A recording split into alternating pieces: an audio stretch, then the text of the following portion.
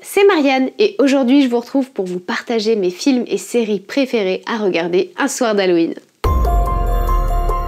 Halloween c'est dans quelques jours et moi ce que j'aime bien faire le soir d'Halloween c'est me caler sous mon petit plaid avec du popcorn, des petits trucs sucrés, des petits trucs salés comme ça à grignoter et regarder un film ou une série qui fait peur. Donc je me suis dit que c'était une bonne opportunité pour vous partager mes films et séries d'horreur préférés. Donc c'est parti, on va commencer tout de suite par la première catégorie qui est la catégorie des classiques.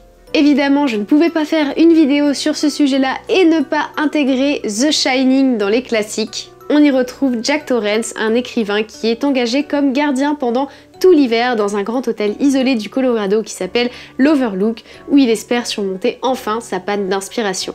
Il s'installe avec sa femme et son fils qui est doté d'un don de médium. Tandis que Jack n'avance pas dans son livre et que son fils est de plus en plus hanté par des visions terrifiantes, il découvre les terribles secrets de l'hôtel et bascule peu à peu dans une forme de folie meurtrière où il s'en prend à sa propre famille.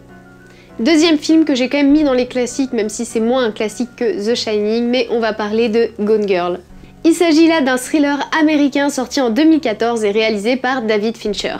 À l'occasion de son 5e anniversaire de mariage, Nick signale la disparition de sa femme Amy. Sous la pression de la police et l'affolement des médias, l'image du couple modèle commence à s'effriter. Très vite, les mensonges de Nick et son étrange comportement amènent tout le monde à se poser la même question. Est-ce qu'il a tué sa femme? On n'est pas dans l'épouvante avec ce film-là, on est vraiment dans le côté suspense à fond. Et je trouve que le dénouement final est hyper intéressant et très bien pensé, donc si jamais vous cherchez un film qui fait pas trop peur non plus, mais qui est dans ce délire thriller, je vous recommande vraiment Gone Girl. On va pouvoir passer à la deuxième catégorie, celle des maisons hantées.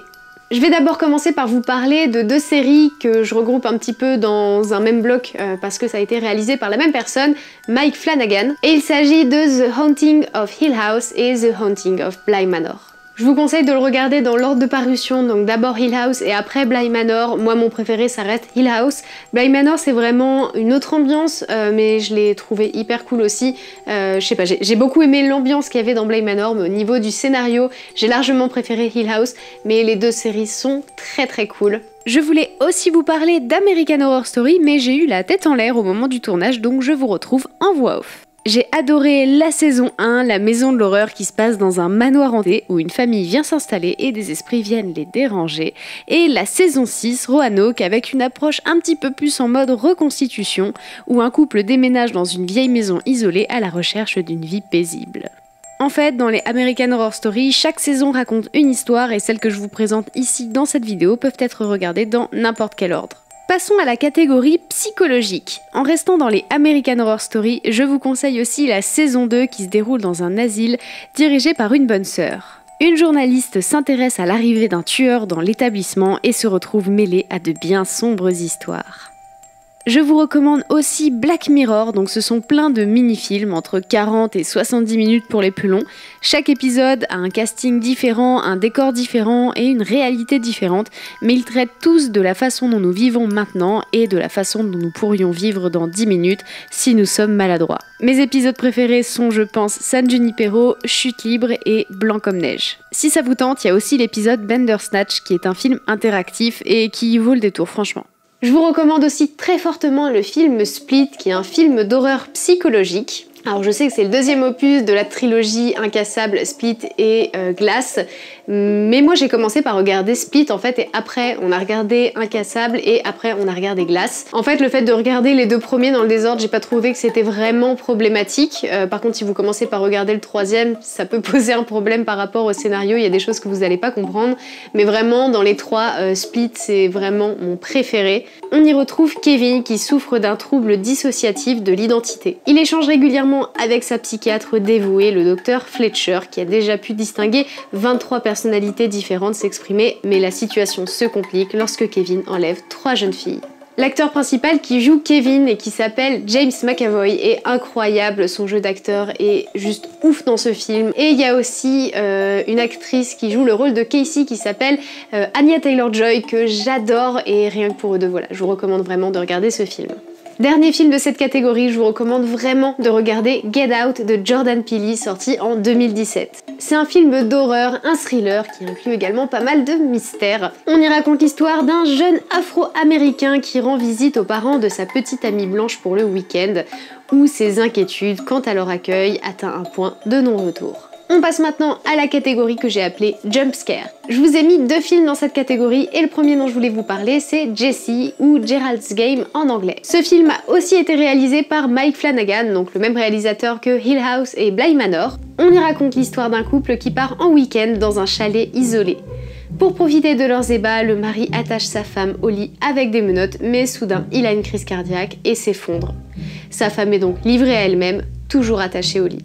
C'est vrai que le scénario comme ça, il a pas l'air incroyable, mais je vous assure que vous allez vraiment en avoir pour votre argent si vous regardez ce film. Vous allez avoir votre dose de frayeur sans aucun souci. Petite mention rapide pour Stranger Things, qui est maintenant très connu, mais comme c'est une de mes séries préférées, je voulais vous en parler rapidement. L'histoire commence avec la disparition de Will.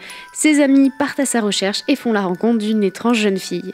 Ça se passe dans les années 80, les décors et les costumes sont juste ouf et c'est sans parler des effets spéciaux.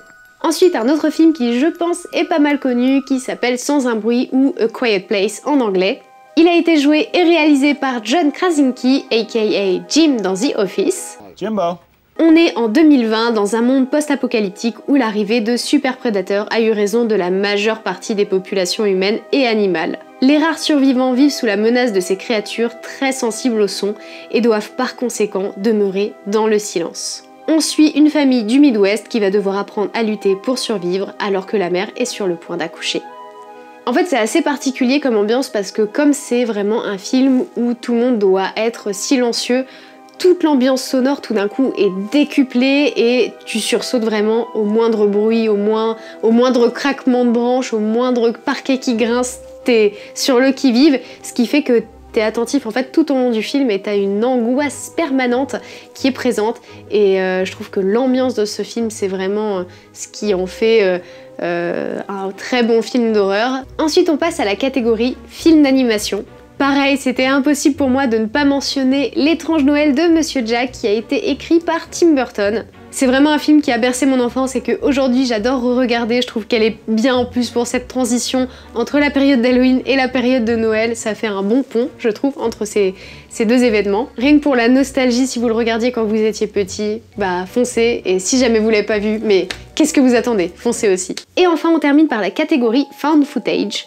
Et je voulais mentionner ici les 2 films Creep et Creep 2 de Patrick Brice. Pour être honnête avec vous, on n'en a vu qu'un seul sur les 2, mais il paraît que le 2 est très très bien aussi. Pour le premier opus, on y raconte l'histoire de Aaron, un réalisateur sans le sou qui accepte de se rendre dans un chalet éloigné pour un client. Joseph. Joseph explique à Aaron qu'il ne lui reste que peu de temps à vivre car il est atteint d'une tumeur au cerveau inopérable. Il va mourir avant que sa femme enceinte, Angela, n'accouche et demande à Aaron de l'aider à enregistrer un journal vidéo pour son enfant à naître. Mais Joseph est excentrique, ce qui met Aaron mal à l'aise jusqu'au point où Joseph révèle qu'il a violé sa femme. Se sentant en danger, Aaron cherche ses clés de voiture mais ne les trouve pas. Il intercepte un appel téléphonique d'Angela qui est en fait la sœur de Joseph qui l'enjoint à fuir le plus vite possible. Si vous aimez bien ce genre de film type found footage, vraiment ce film vous allez beaucoup l'aimer. Encore une fois, je peux pas me prononcer sur le 2e opus parce que je ne l'ai pas vu, mais le premier était très très cool. On a bien flippé quand on l'a regardé. Donc voilà pour ma dernière recommandation. Voilà pour cette vidéo, j'espère que vous avez trouvé 2-3 idées de films ou de séries à regarder pour votre soirée d'Halloween ou bien pour les jours à venir, pour vous mettre un petit peu dans le bain pour le 31. Il y a évidemment plein de films que j'ai pas mentionnés, The Conjuring, Annabelle, ça, ce genre de film. Je vous ai vraiment parlé de ceux qui m'ont le plus marqué, qui m'ont le plus plu, que ce soit au niveau du scénario, au niveau de l'intensité de la frayeur en le regardant. Et si d'ailleurs vous avez des suggestions de films ou de séries à regarder pendant cette période d'Halloween, eh ben je vous attends dans les commentaires, je serais ravie d'avoir de nouvelles idées et je vous dis à très vite pour une prochaine vidéo.